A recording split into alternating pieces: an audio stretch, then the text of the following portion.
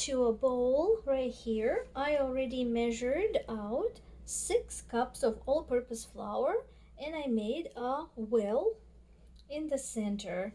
Into the well of flour, I'm going to pour 400 milliliters of room temperature milk, not from the fridge. It's important that the milk is room temperature or slightly warm.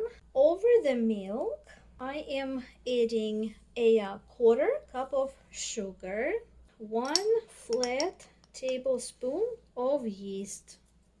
Using either a spoon or if you have a dough hook, mix the milk with sugar and yeast in the center, adding just a little bit of flour from the sides. The rest of the flour should rest on the edges of our bowl, just like this, and leave it for 5 minutes for the yeast to start working.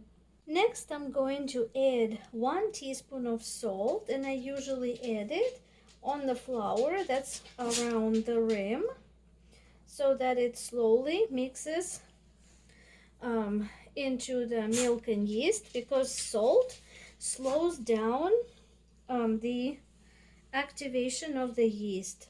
And now into the wet ingredients part, I am cracking 1 egg, and we need either 1 melted stick of butter or margarine, or measure out 100 milliliters of vegetable oil or olive oil, and mix everything together to make smooth elastic dough.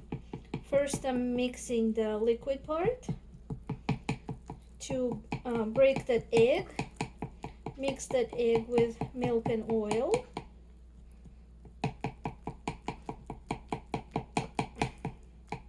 And slowly I'm adding flour from the sides.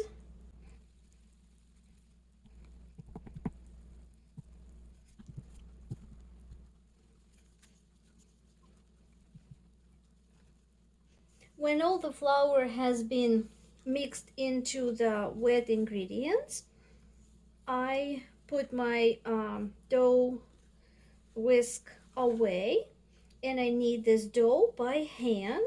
If you want to, you can also put it all into your stand mixer and let your favorite kitchen helper do the job, because this dough needs to be kneaded for 7 to 10 minutes. Not everybody likes to spend that much time on kneading the dough. However, it is very crucial to the texture of the dough to develop that gluten and make the softest elastic dough. The kneading part is very important here. So if you will just attach the dough hook to your stand mixer and allow it to knead it for 10 minutes on medium speed, you will get a very beautiful ball of dough where the gluten has been perfectly developed. I love kneading the dough by hand. It's very therapeutic to me. I just absolutely love the process, and I'm also the believer that dough loves human hands. The touch, the loving touch. So I will knead this by hand. But there's nothing wrong in using your KitchenAid or your favorite stand mixer. I finished kneading the dough. I kneaded it for about 7 to 10 minutes. And I want to show you the structure of this amazing, beautiful dough. Look how soft that is. Like Play-Doh. Children's Play-Doh when it's been mushed around in the hands and becomes very soft. Dreamy soft dough. But I do want to mention a very important thing. If your goal is to have fluffiest buns that you imagine and dream about, work with sticky dough. I repeat this in every video when I make yeasted dough, is that in order to have the fluffiest and softest breads and buns, don't add more flour. The dough will be sticky and not very pleasant to work with, but just work through it and keep kneading it anyway, and the stickiness will go away after about 5 minutes of kneading. That's why if you have a stand mixer, just let the machine do the job, but don't fall into the temptation of adding more flour, because you'll be really fighting that stickiness. And if it becomes too hard and you're impatient, again, I recommend adding about a teaspoon of oil to your hands, which is what I did. And with that oil, keep kneading, and the dough will magically just come together in no time. But always go for oil if you need help to get rid of stickiness instead of adding more flour, because more flour will result in dense inside buns, and I can't stand dense buns. So I work with a sticky dough until it's no longer sticky, and I kind of stretch it on the silicone mat and fold it and stretch it again, because the more we disturb that dough, the more we work with it and mess with it, the better we will break that gluten, and that gluten will work for us in the end by giving us fluffy, soft on the inside, delicate, structured buns. So rub a little bit of oil on the top here, put a clean shower cap or saran wrap over it, and leave it in a warm place for hour and a half until it doubles in size. The dough has risen. Let's uncover it and take a look. There we go. Rose up real beautifully. What we need to do is lightly oil the table, the surface, and invert our dough.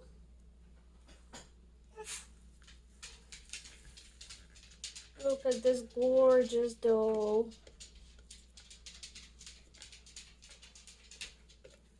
Look how pretty this dough is. Very nice. And I need to divide this dough into 8 balls. So I will divide it in half first. Cut it in 2. Oh my goodness, look at the structure of this wonderful dough. This dough is just a dream to work with. And we need to make 16 balls. I divided the bulk of the dough in half, and each of these half I need to divide in 8 pieces.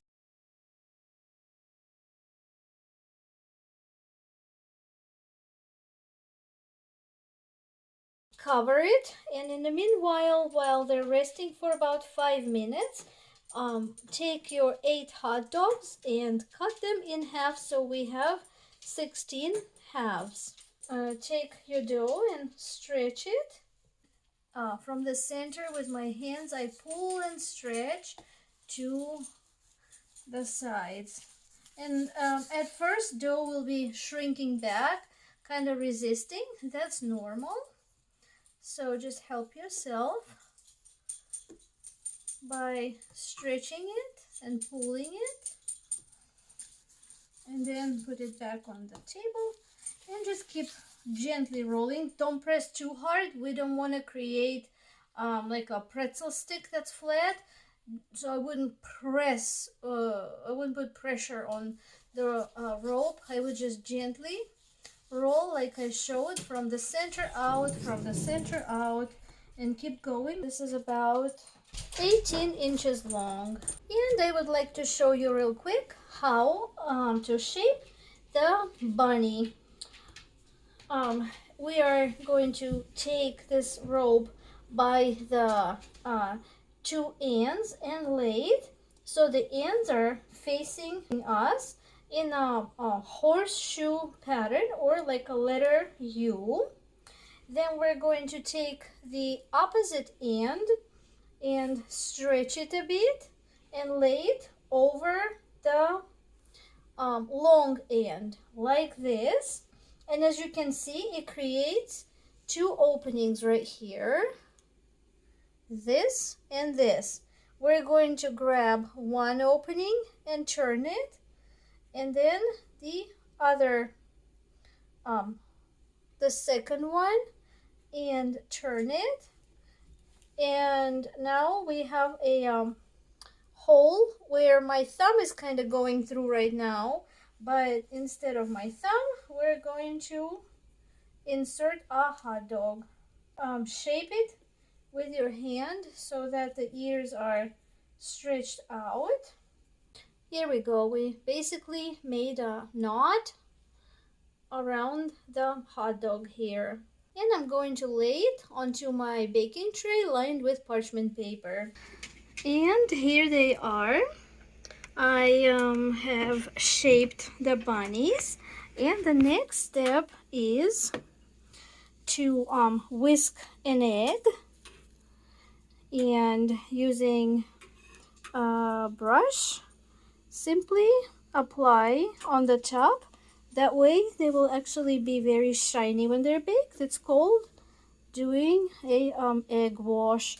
And also it'll help for the sesame seeds, which will be the shape of the nose and eyes right here. Literally add a few drops right here for the eyes, a little bit right here for the nose. And because of the egg wash, they will quickly stick without any problems. And here I've added some cutesy chibi faces. I picked up that word from my teenage kids, chibi. I think I kind of know what it means. It's kind of squishy cuteness. Look at those bunnies. Oh, yum, yum, yum. So pretty. So adorable. They should not go to a cold oven. They should go to 350 degrees preheated and running for about 10 minutes so that the oven is actually hot when these are ready to go in, for about 20 to 25 minutes. Voila, let's bake them. Oh, after you roll them into the shape and put them on the baking tray, you should let them rise again for about 10-12 minutes. You'll notice that the dough will start puffing up like this. See the air bubble? That's a sign that this one is ready to be baked. And right there is an air bubble. All right, we'll see you when I'll pull them out. Ta ta ta ta ta ta ta ta.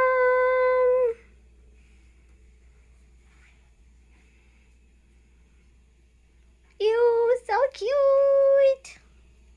I love cutesy things. Look how cute they are. Oh my goodness.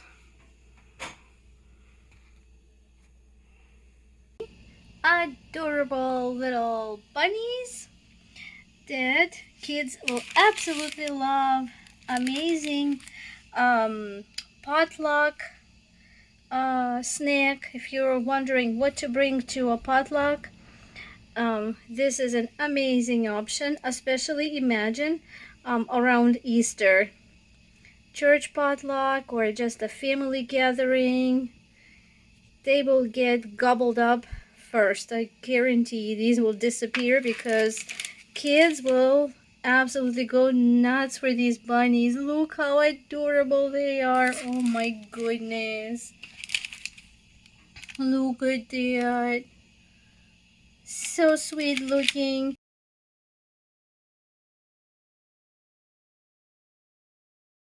And optionally, if you don't want to make the bunnies, then simply roll your strip of dough smaller, not that long, and just wrap it around your hot dog. And what you will have is the best in the world piggies in a blanket homemade version. 10 minutes into baking, they're starting to rise. Look at that. And done. Absolutely lightweight buns. Dream buns, guys. Soft and lightweight and delicious. I encourage you to take this recipe and try it in your own kitchens. This will not disappoint. Guys, if you enjoyed this video, please give me a thumbs up for my hard work. Consider subscribing to Frosting Your Gravy for more delicious recipes in the future. And we'll see you in the next one.